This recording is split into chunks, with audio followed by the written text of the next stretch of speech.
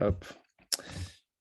Yes, bienvenue à vous dans cet épisode de podcast. J'ai la joie d'accueillir Audrey, que je connais maintenant depuis pas mal d'années. Voilà, c'est vraiment un plaisir pour moi de t'accueillir et je te remercie déjà pour le temps et les conseils que tu vas partager à tous les freelances qui vont écouter cet épisode. Donc déjà, bienvenue à toi. Et je te laisse peut-être en dire quelques mots je te laisse peut-être te Bah, présenter rapidement. bien, merci à toi pour l'invitation. Je suis ravie d'être là. Donc moi, je suis graphiste culinaire, indépendante depuis 9 ans et vraiment spécialisée depuis 6 ans maintenant. Et donc voilà, je fais du design, enfin de l'identité. Je crée des identités visuelles exclusivement pour les métiers de bouche, les produits d'épicerie fine. Et après, je décline sur tous les supports imprimés. Voilà. Je fais exclusivement du print, pas de web. Voilà, donc très spécialisée sur tous les aspects du design graphique. Yes, yes, yes, super. Merci pour ta présentation. Ouais, donc ça fait faire un petit historique. J'ai pu t'accompagner à différents moments, justement, on va dire à une période où tu as pu faire un choix de spécialisation. Puis plus tard aussi pour la partie plus, on va dire, commerciale, travailler sur tes prix. J'ai déjà eu l'occasion de t'interviewer déjà plusieurs fois, mais voilà, je propose qu'on revienne un peu sur ton parcours. Et voilà, tu as fait le choix d'être très spécialisé. Et je crois que toi aussi tu le penses, c'est que ça a été extrêmement décisif dans le cheminement et ça t'a permis d'arriver à une situation aujourd'hui, plutôt moi que je trouve que tu es plutôt positionné comme une référence sur ton marché grâce à ce choix que tu as fait il y a quelques années. Donc je veux bien que tu nous en dises un peu plus sur le choix que tu as fait de te spécialiser et quelles ont été les conséquences. Ah, mais totalement, ça a été clairement décisif. En fait, moi, je me suis lancée dans l'indépendance plutôt par opportunité. Et ça, c'est quelque chose que j'ai réalisé assez récemment. En fait, je me suis lancée sans ambition. C'est-à-dire que souvent, quand il y a des jeunes qui viennent, enfin, des gens qui se lancent, qui viennent me poser des questions, les premières questions, c'est en fait, je vois qu'eux, ils ont tout de suite de l'ambition et du coup, ils se mettent une énorme pression. Comme moi, je fais un peu ça comme une opportunité en me disant, bah, si ça marche, et puis je voulais pas être freelance à l'origine, je voulais être salarié. Donc, j'ai fait ça voilà, sans me mettre de pression. Et du coup, moi, franchement, si c'était à refaire, je referais exactement la même chose puisque tout s'est fait toujours très naturellement. Et du coup, je ne suis pas passée par des phases non plus de stress intense, voilà, puisque, encore une fois, je n'avais pas d'objectif à atteindre. Et l'ambition, elle, c'est vraiment, en tout cas, mes envies, elles se sont vraiment dévoilées au fur et à mesure. Pour moi, l'aventure, ça a vraiment été une aventure, quoi, une quête de connaissance de moi et j'adore ça. C'est vraiment ce qui me fait aimer aujourd'hui l'entrepreneuriat. Mm. Et donc, voilà, petit à petit, je me suis dit, j'ai pris goût à l'entrepreneuriat, à l'indépendance et mon obsession, c'est prendre du plaisir dans chaque chose que je fais.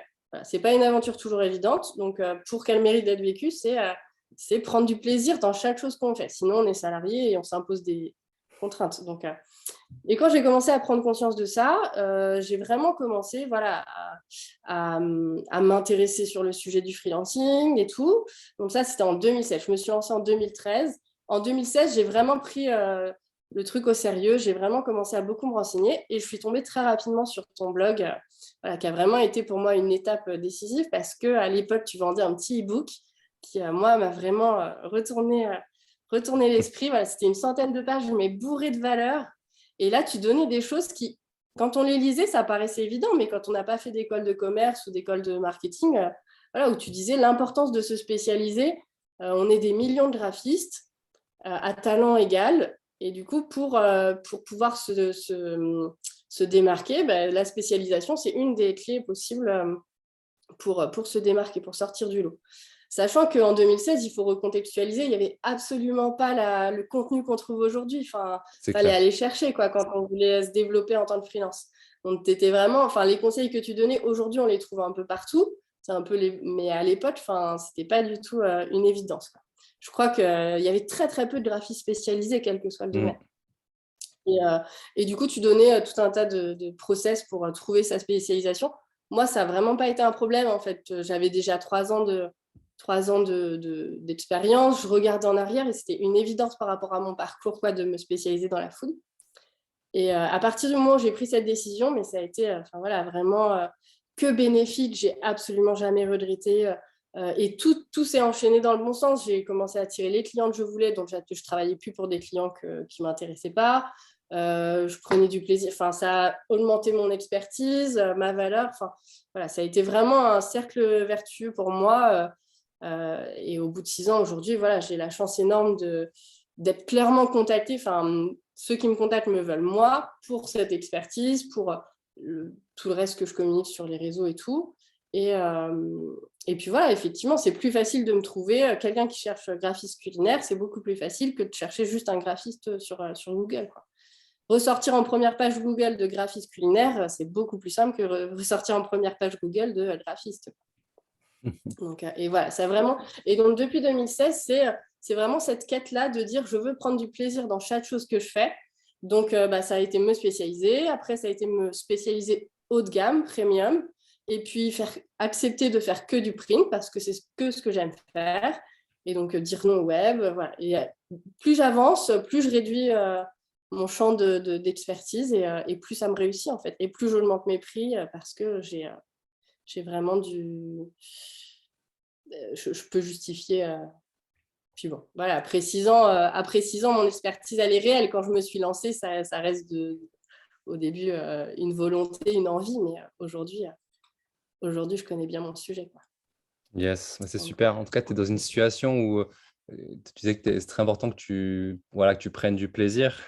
Donc là, le niveau de plaisir, il est je trouve, plutôt élevé, hein, et en même temps, tu apportes énormément de valeur. Donc il y a ce côté, il y a cet équilibre qui fait qu'aujourd'hui, ça marche super bien. Donc voilà, donc super. Bravo encore à toi pour ce parcours que je trouve plutôt exceptionnel. Merci à toi, parce que tu as été là dans les deux moments où j'en avais le plus besoin. Et voilà, donc. Ouais, ouais, ouais. Je profite pour aussi honorer mon ancien associé, donc Uriel Méniassan, tu sais, l'e-book que tu as lu, on l'avait coécrit à deux et c'était lui qui avait vraiment rédigé la partie, sur la partie niche. Je sais que c'est celle-là qui a été, donc spécialisation, qui a été vraiment décisive pour toi. Donc voilà. Sinon, ouais, récemment, donc il y a quelques mois, j'avais organisé un événement, donc le Freelance Bootcamp, voilà, une série de conférences tous les jours en ligne. Et il y avait justement, je te l'avais partagé, hein, il y avait une des personnes, une graphiste qui disait ah, moi, il y a une personne que je suis ses conseils, etc., sur Instagram. Et voilà, je dis ah, c'est qui? Et elle disait ah, c'est Audrey L'Oréal, etc. Donc, elle était vraiment, elle était très inspirée par ce que tu faisais. Et voilà, aujourd'hui, je trouve que tu es d'un côté suivi par les graphistes et aussi tu es devenu une référence pour tes prospects, tes clients, hein, donc dans tout ce qui est donc, de gastronomie. Et selon toi, donc au-delà de ce qu'on a partagé là, quelles sont les autres choses qui ont fait qu'aujourd'hui tu es arrivé dans cette situation-là où tu es très suivi, très apprécié, tu es une source d'inspiration, hein, pour ceux qui ont envie d'aller dans une situation similaire à la tienne. Quels sont les autres éléments, selon toi, qui t'ont amené là? Alors, c'est vrai que j'ai beaucoup de graphistes qui me suivent et c'est avec eux que j'échange beaucoup sur les réseaux, enfin, sur Instagram. Et j'adore ça, franchement, j'adore. Enfin, voilà, j'ai eu la chance, moi, de rencontrer des gens qui m'ont beaucoup apporté, donc j'adore transmettre. Voilà, j'ai une vision de la concurrence qui est très saine. Et j'ai toute une partie, effectivement, de prospects, de clients qui, eux, pour le coup, sont totalement des abonnés fantômes jusqu'à ce qu'ils me contactent. Mais en fait, ça fonctionne comme ça, il faut juste l'accepter. Quand ils me contactent, ils me disent, voilà, ça fait des semaines, des mois, des années que je vous suis et c'est vous que je veux. Donc, c'est hyper flatteur.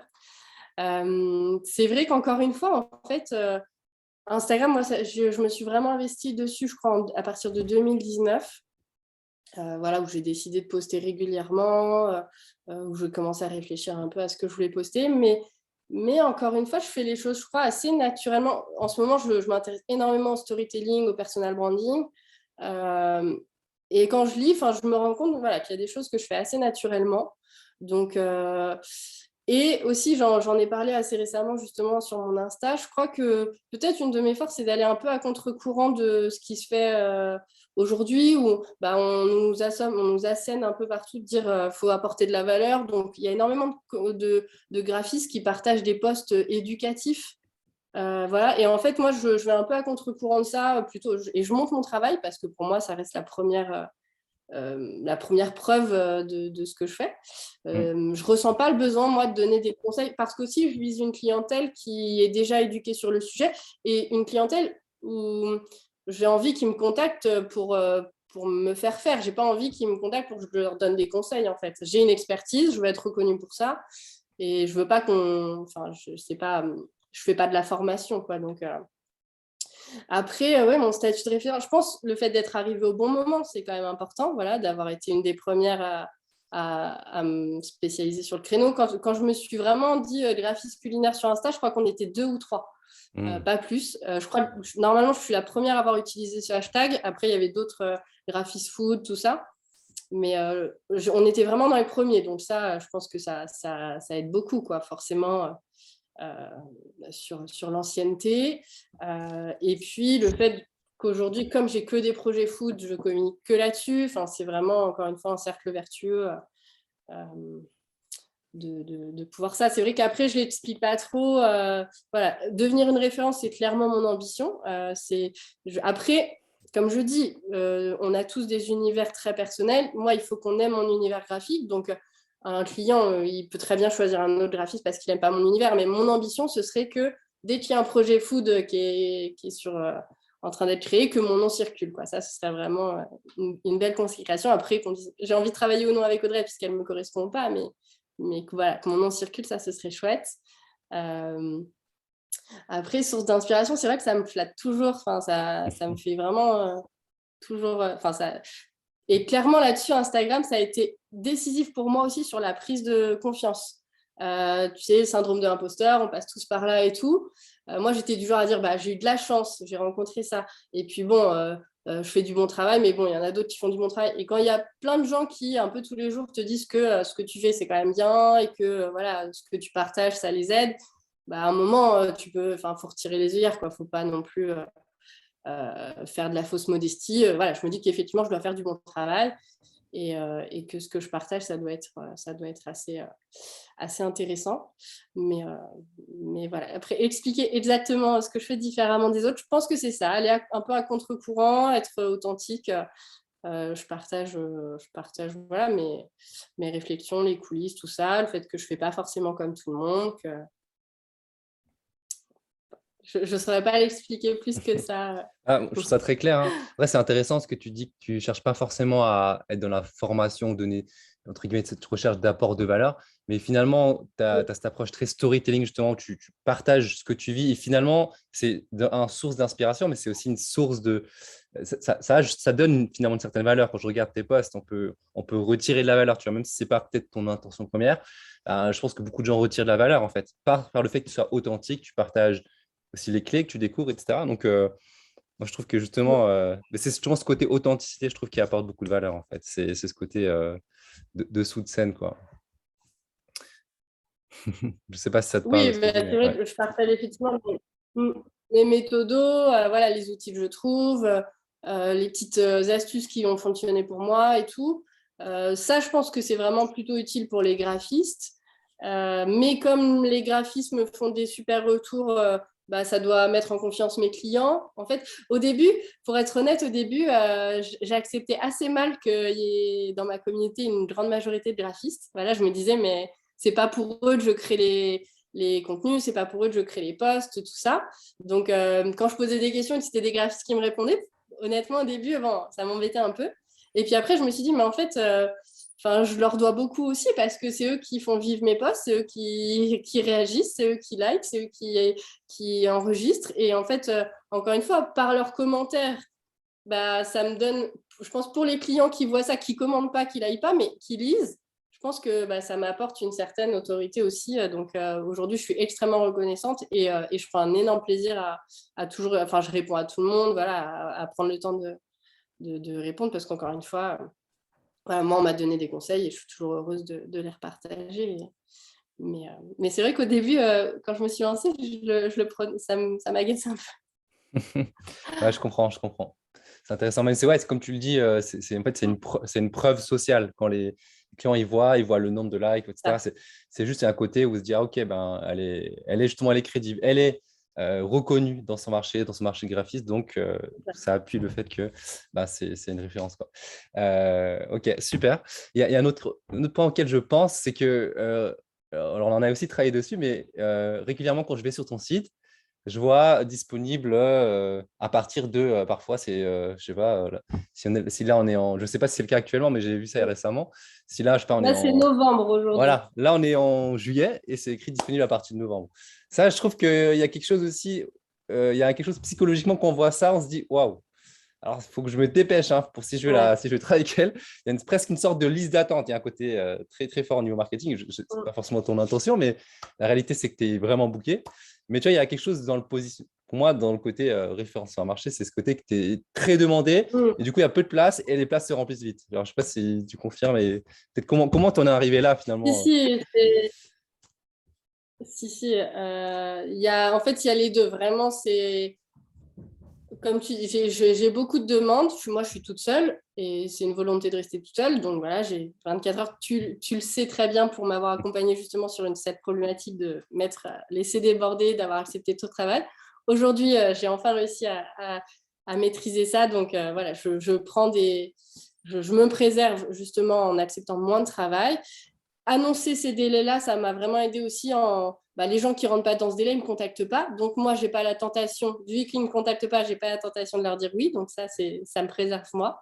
Et effectivement, j'ai bien conscience qu'il y a cette réalité aussi que voilà, ça montre que s'il me faut me contacter, que je suis demandée et tout. Donc, voilà, c'est pour me préserver moi. Et j'ai bien conscience que c'est aussi clairement, encore une fois, une preuve que ça fonctionne pour moi.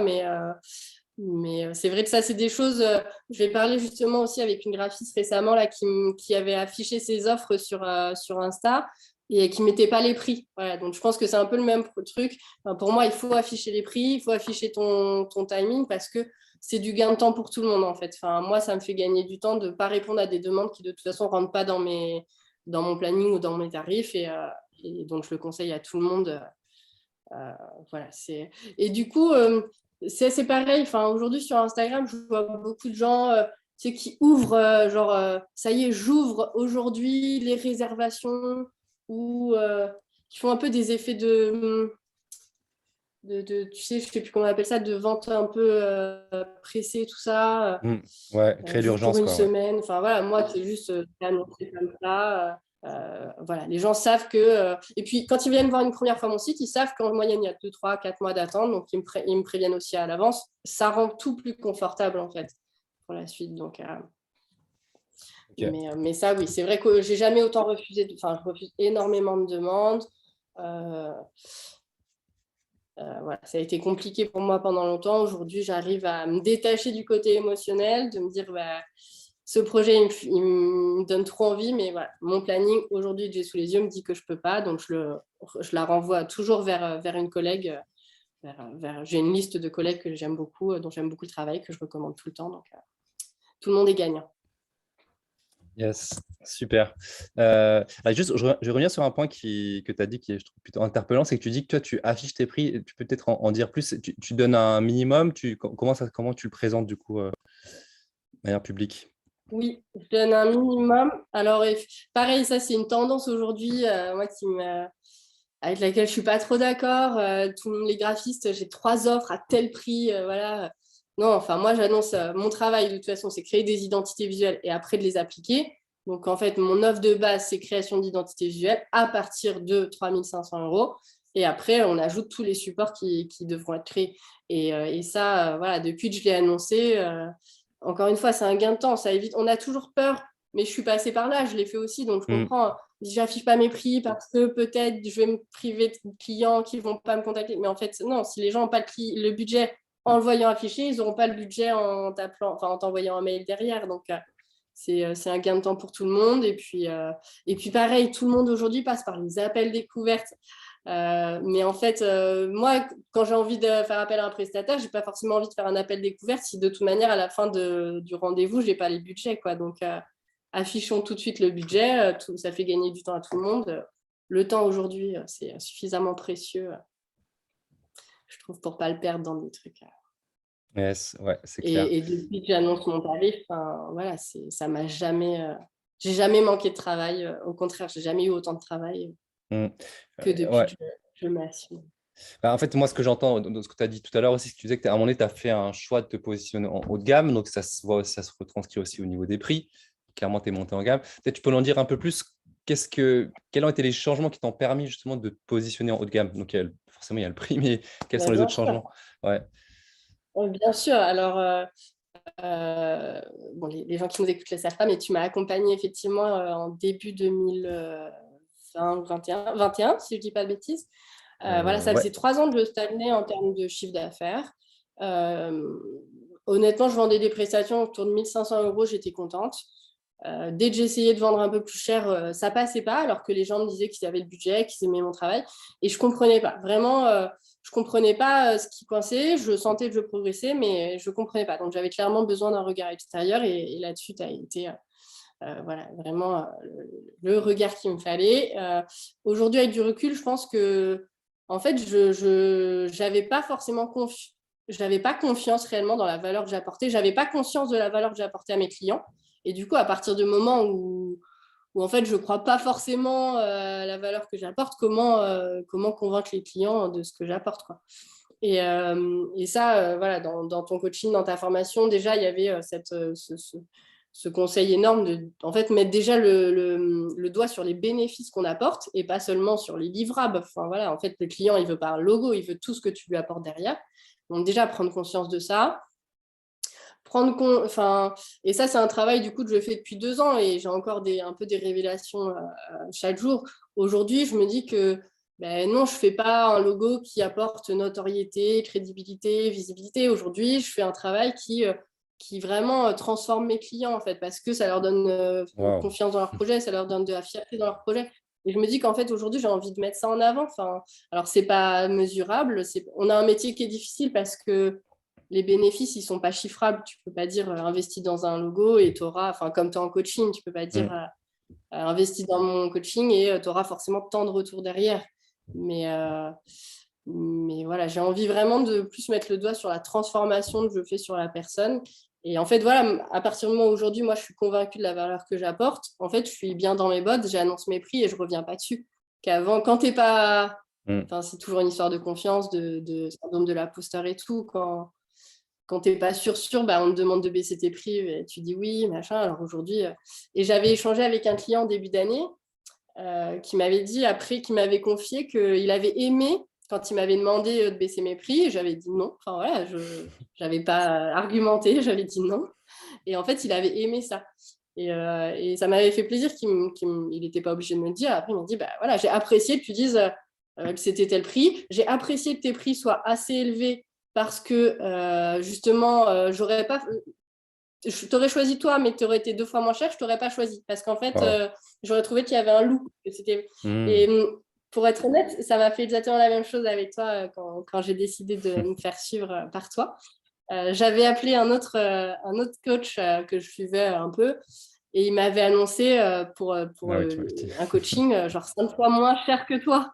Et en fait, je m'étais dit, mais du coup, c'est bizarre. Enfin, moi, je veux aller loin, je veux viser haut. Du coup, s'il est 5 fois moins cher, est-ce que ça va m'emmener aussi loin, quoi. Donc, aujourd'hui, voilà, je me dis, en fait, les gens qui croient suffisamment fort dans leur projet, ils ont aussi envie d'investir dans des offres premium parce qu'ils savent que derrière, il y aura un retour, il y aura de la valeur en conséquence, normalement. Yes. Donc, Ouais. sans regret d'afficher mes prix élevés. Ouais, ouais, ouais. Après, c'est vrai que c'est bien, moi, je trouve le côté de dire à partir d'eux. Comme ça, justement, ça te laisse finalement une liberté pour aller j'allais dire jusqu'à l'infini. Ok, moi, je pense à un autre point C'est ça, concernant en la. fait, voilà, Ouais, c'est juste si vous vas-y, n'avez vas-y. pas le budget, si vous n'avez pas le budget, ne me contactez pas et on gagne du temps tous les deux, quoi. C'est ça. Ouais.